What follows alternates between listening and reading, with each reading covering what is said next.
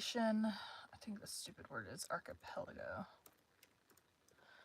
It's in the title of the chapter, so dang it, that's going to take me to that scam website. Someone has bought some variation of Merriam-Webster. It's really annoying when you get that instead of archipelago. Instead of the one you want. Anywho. This one I think is supposed to be like 20 minutes, and then the next one's supposed to be like 6. That's not the right book. This one. Okay, 18 and then 6. We're only gonna get 2 done because it is already 8:10, and I know work today is gonna be busy, so. Today we'll be continuing 20,000 Leagues Under the Sea by Jules Verne. Chapter 6, The Grecian Archipelago.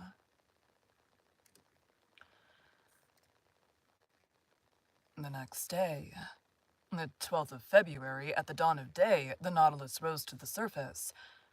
I hastened onto the platform. 3 miles to the south, the dim outline of Pelusium was to be seen. A torrent had carried us from one sea to another. About 7 o'clock, Ned and Conseil joined me. "Well, Sir Naturalist," said the Canadian in a slightly jovial tone, "and the Mediterranean?"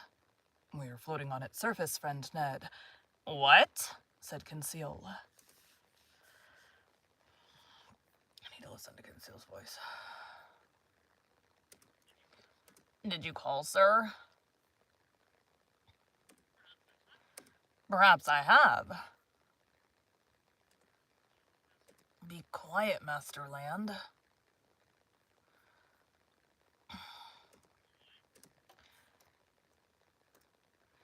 "What?"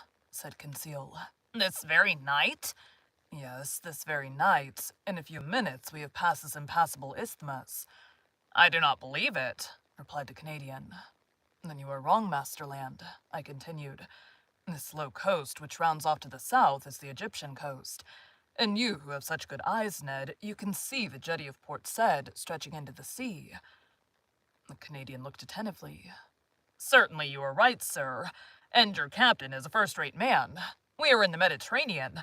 Good. Now, if you please, let us talk of our own little affair, but so that no one hears us." I saw what the Canadian wanted. And in any case, I thought it better to let him talk as he wished. So we all 3 went and sat down near the lantern, where we were less exposed to the spray of the blades. "Now, Ned, we listen. What have you to tell us?" "What I have to tell you is very simple. We are in Europe, and before Captain Nemo's caprices... And before Captain Nemo's caprices drag us once more to the bottom of the polar seas, or lead us into Oceania...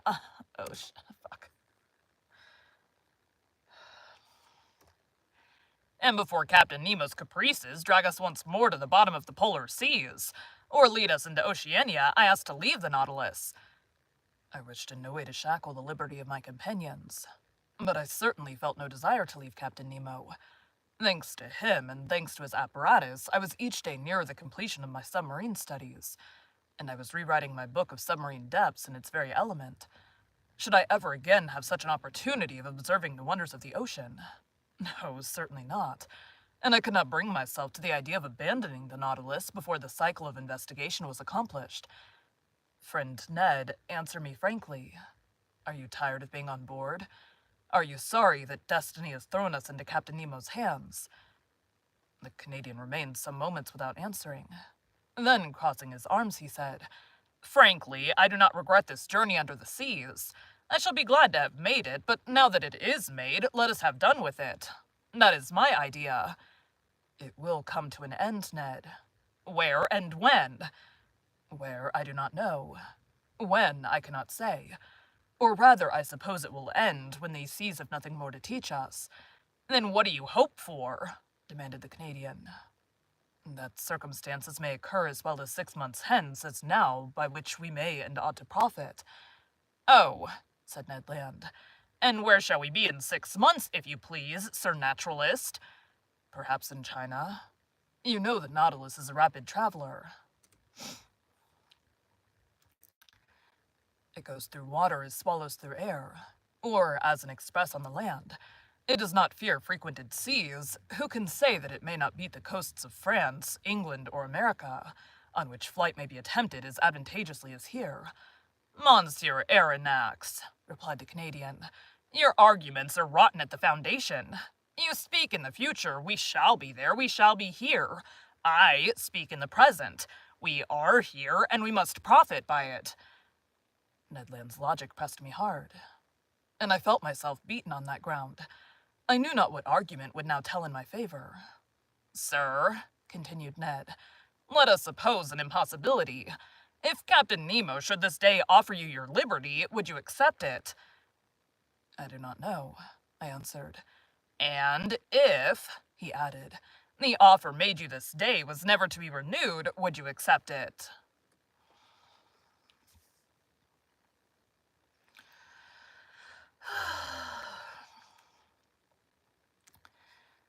Friend Ned, this is my answer. Your reasoning is against me. We must not rely on Captain Nemo's goodwill. Common prudence forbids him to set us at liberty. On the other side, prudence bids us profit by the first opportunity to leave the Nautilus. Well, Monsieur Aronnax, that is wisely said. Only one observation. Just one. The occasion must be serious, and our first attempt must succeed. If it fails, we shall never find another, and Captain Nemo will never forgive us. All that is true, replied the Canadian, but your observation applies equally to all attempts at flight, whether in 2 years' time or in 2 days. But the question is still this. If a favorable opportunity presents itself, it must be seized. Agreed. And now, Ned, will you tell me what you mean by a favorable...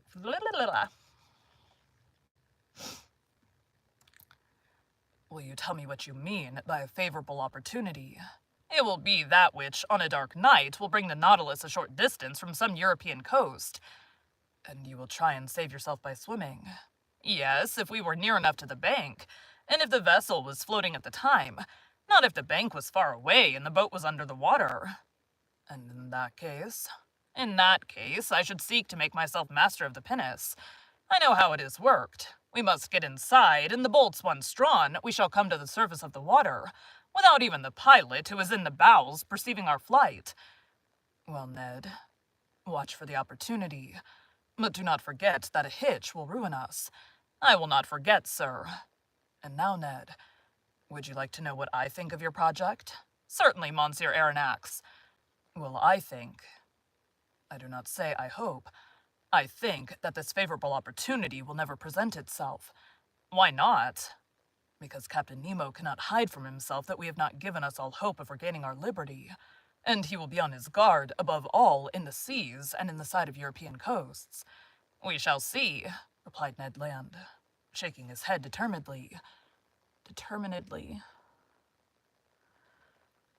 I have heartburn. Shaking his head determinedly. And now, Ned Land, I added, let us stop here. Not another word on the subject. The day that you are ready, come and let us know, and we will follow you. I rely entirely upon you. And thus ended a conversation, which at no very distant time led to such grave results. I must say here that facts seemed to confirm my foresight, to the Canadian's great despair. Did Captain Nemo distrust us in these frequented seas? Or did he only wish to hide himself from the numerous vessels of all nations which plowed the Mediterranean? I cannot tell. But we were oftener between waters and far from the coast. Or if the Nautilus did emerge, nothing was to be seen but the pilot's cage. And sometimes it went to great depths, for between the Grecian archipelago...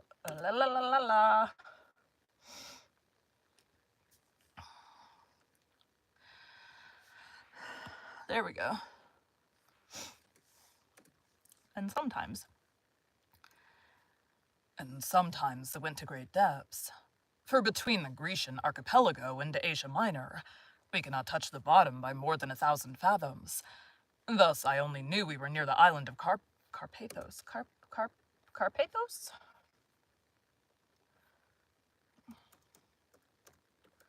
I've made up a whole lot of pronunciations for this book. Carpathos. All right. Carpathos. Thus, I only knew we were near the island of Carpathos, one of the Sporades by Captain Nemo reciting these lines from Virgil, as Carpathio Neptuni, Gurgite Vates, Ceruleus Proteus, as he pointed to a spot on the planisphere.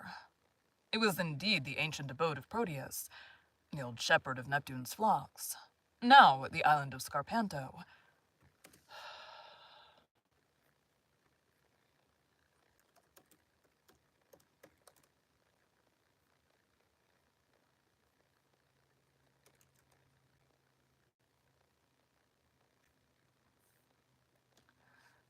Now the island of Scarpanto, situated between Rhodes and Crete.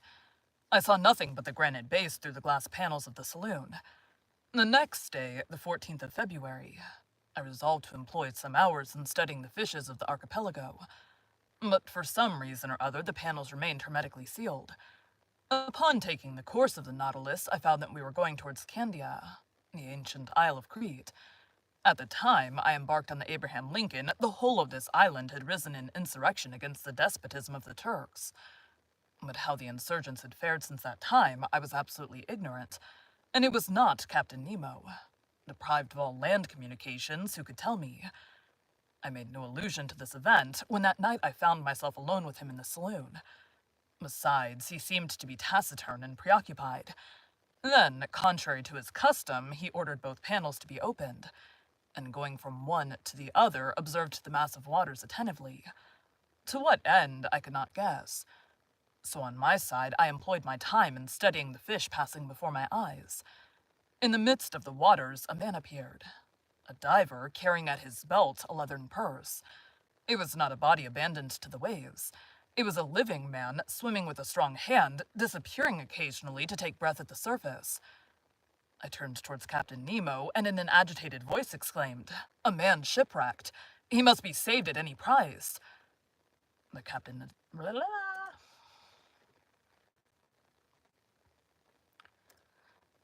The captain did not answer me, but came and leaned against the panel. The man had approached, and with his face flattened against the glass, was looking at us. To my great amazement, Captain Nemo signed to him. The diver answered with his hand, mounted immediately to the surface of the water, and did not appear again. "Do not be uncomfortable," said Captain Nemo. "It is Nicholas of Cape Matapan, surnamed Pesca. He is well known in all the Cyclades."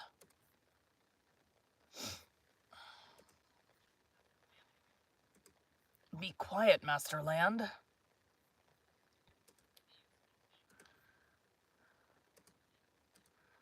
"Be quiet, Master Land."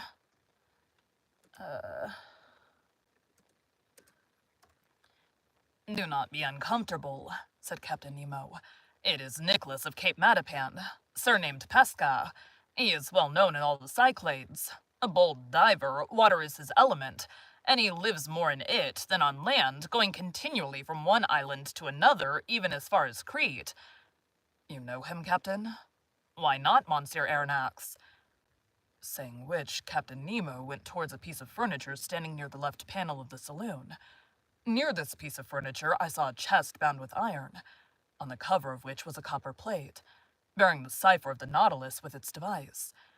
At that moment, the captain, without noticing my presence, opened the piece of furniture, a sort of strong box which held a great many ingots. They were ingots of gold. From whence came this precious metal, which represented an enormous sum? When did the captain gather this gold from? Where did the captain gather this gold from? And what was he going to do with it? I did not say one word. I looked. Captain Nemo took the ingots one by one and arranged them methodically in the chest, which he filled entirely. I estimated the contents at more than 4,000 pounds weight of gold, that is to say, nearly 200,000 pounds. The chest was securely fastened, and the captain wrote an address on the lid in characters which must have belonged to modern Greece. This done, Captain Nemo pressed a knob, the wire of which communicated with the quarters of the crew.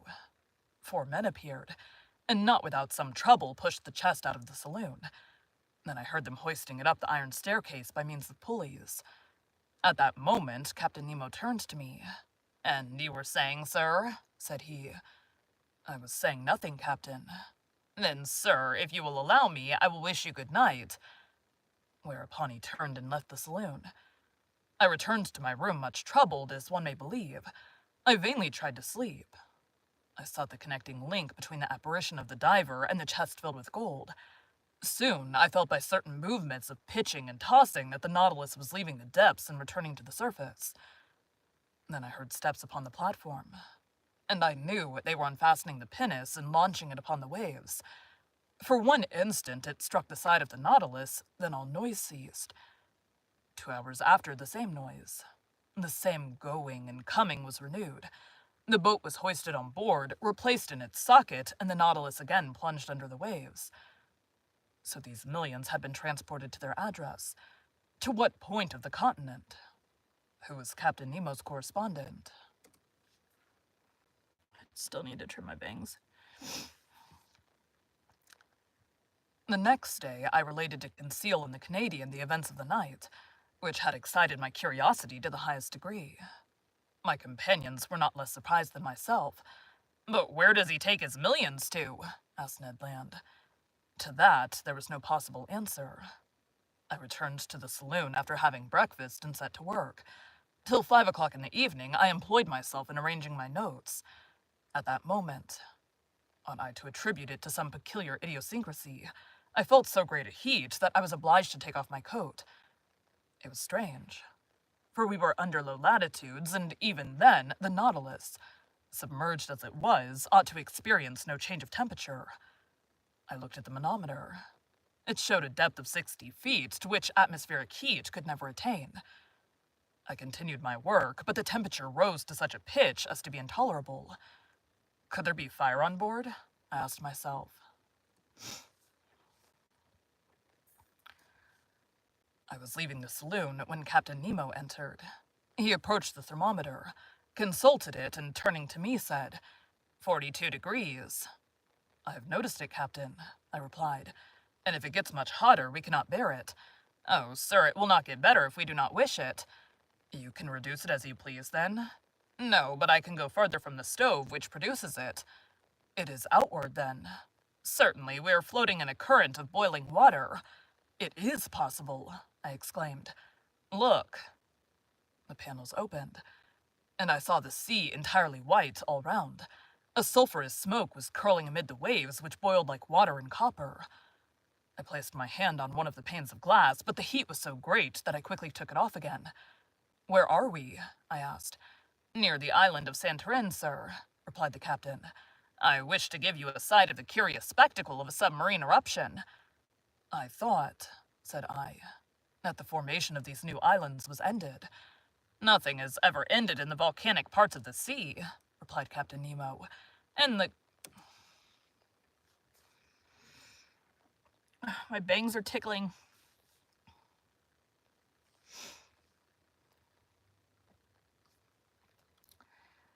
"And the globe is always being worked by subterranean fires. Already in the 19th year of our era, according to Cassiodorus and Pliny, a new island, Theia, the Divine, appeared in the very place where these islets have recently been formed. Then they sank under the waves, to rise again in the year 69, when they again subsided. Since that time to our days, the Plutonian work has been suspended." Plutonian. "Since that time to our days, the Plutonian work has been suspended. But on the 3rd of February, 1866, a new island, which they named George Island, emerged from the midst of the sulphurous vapor near Nea Kamenni, and settled again the 6th of the same month. 7 days after, the 13th of February, the island of Ephrasia appeared, leaving between Nea Kamenni and itself a canal 10 years...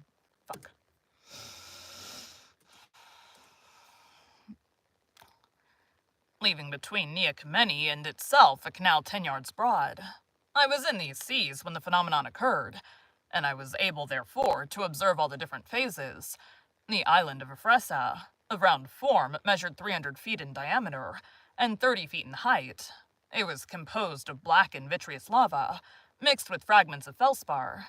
And lastly, on the 10th of March, a smaller island called Rica, showed itself near Niakameni, and since then these three have joined together, forming but one and the same island. And the canal in which we are at this moment? I asked. Here it is, replied Captain Nemo, showing me a map of the archipelago. You see, I have marked the new islands. I returned to the glass. The Nautilus was no longer moving. The heat was becoming unbearable. The sea, which till now had been white, was red owing to the presence of salts of iron. In spite of the ships being hermetically sealed, an insupportable smell of sulfur filled the saloon, and the brilliancy of the electricity was entirely extinguished by bright scarlet flames. I was in a bath. I was choking. I was broiled. We can remain no longer in this boiling water, said I to the captain. It would not be prudent, replied the impassive Captain Nemo. An order was given. The Nautilus tacked about and left the furnace it could not brave with impunity. A quarter of an hour after, we were breathing fresh air on the surface. The thought then struck me that if Ned Land had chosen this part of the sea for our flight, we should never have come alive out of the sea of fire.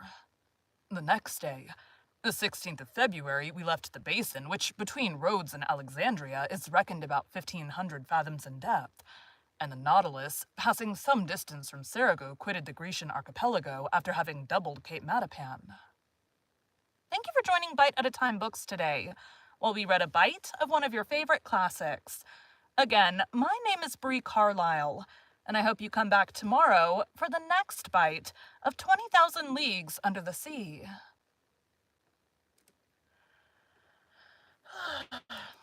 Thanks, guys.